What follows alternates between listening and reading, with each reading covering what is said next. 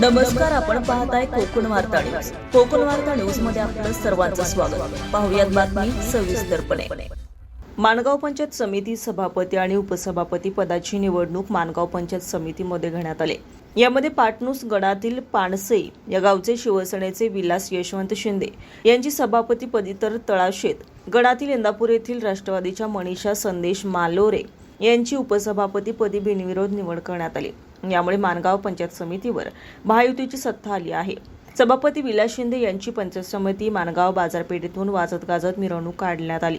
जिल्हा परिषद सदस्य अविनाश नलावडे, प्रमोद घोसाळकर, अरुण चाळके, ॲडव्होकेट महेंद्र मानकर, नामदेव पवार, अनिल नवगणे, आप्पा म्हानुनकर, विपुल उभारे, गजानन मोहिते, सुभाष केकाणे, शेखर शेठ देशमुख, काका नवगणे, उदय अधिकारी, संदेश मालोरे, रुपेश तोडकर, राजेश कदम, मेघनाथ सातपुते, बाळा खातू, निलेश थोरे तसेच शिवसेना आणि राष्ट्रवादी काँग्रेस पक्षाचे कार्यकर्ते यांनी सभापती आणि उपसभापती यांना शुभेच्छा दिल्यात. सचिन पवार, कोकण वार्ता न्यूज, माणगाव. ताज्या बातम्या आणि नवनवीन घडामोडी पाहण्यासाठी आजच आमच्या कोकण वार्ता न्यूज चॅनलला लाईक करा, सबस्क्राईब करा आणि बेल आयकॉन प्रेस करा आणि पाहत रहा कोकण वार्ता न्यूज.